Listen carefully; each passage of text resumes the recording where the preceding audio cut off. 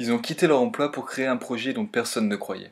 En quelques années, ils se sont imposés dans un marché impossible à atteindre. Ils sont passés de la confection de quelques biscuits dans la cuisine de leur salon à la création d'une entreprise qui pourrait atteindre 100 millions de chiffres d'affaires dans les années à venir. Leur méthode de communication décalée leur a permis de créer une vraie communauté autour de leurs produits. Aujourd'hui, ils sont à eux deux un exemple pour tous les jeunes entrepreneurs français. Ils sont Michel et Augustin et voici leurs 7 règles d'or du succès.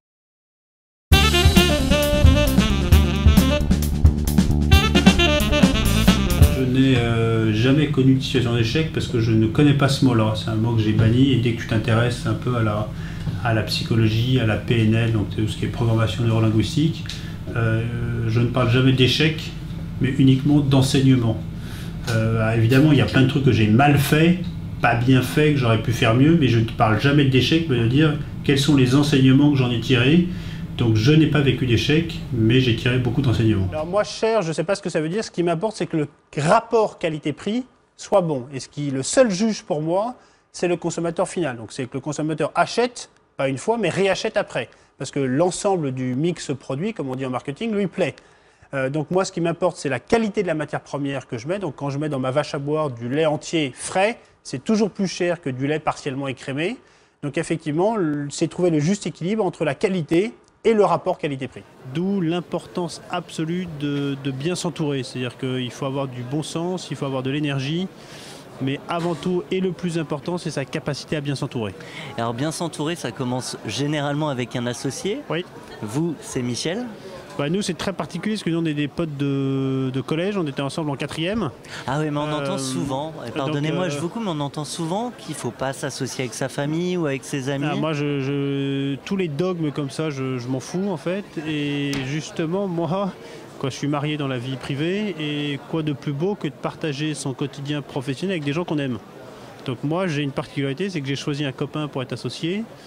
J'ai 3-4 copines qui bossent avec moi à la bananeraie, et tous les gens qui n'étaient pas des amis, je ne vais pas dire qu'on est potes avec tout le monde, mais globalement, le plus important, c'est le plaisir que l'on prend à bosser chaque matin quand on arrive.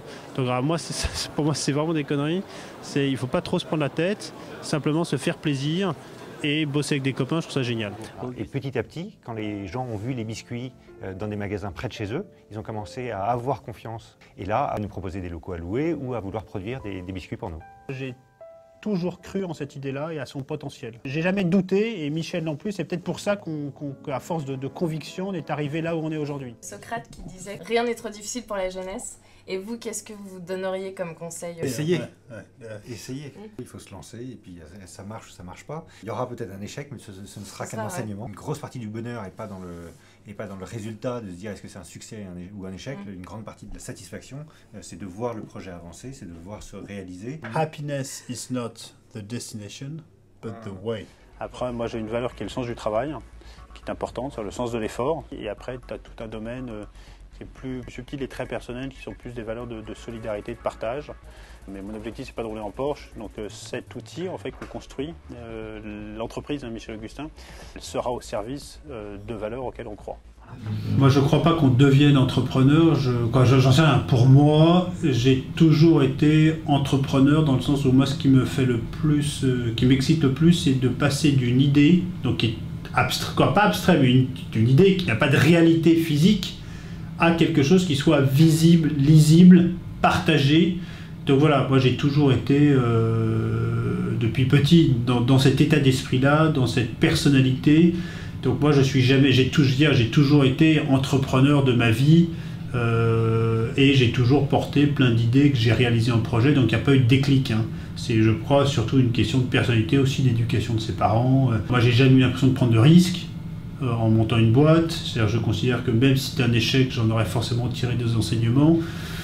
Voilà, les risques sont souvent pour les Français très psychologiques, mais voilà, moi donc pour répondre, je n'ai pas le sentiment d'avoir fait un choix. Ça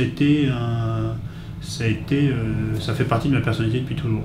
Merci d'avoir regardé cette vidéo. Si vous l'avez aimé, cliquez sur le pouce bleu et abonnez-vous pour voir bien plus de conseils sur l'entrepreneuriat. Merci et à très bientôt.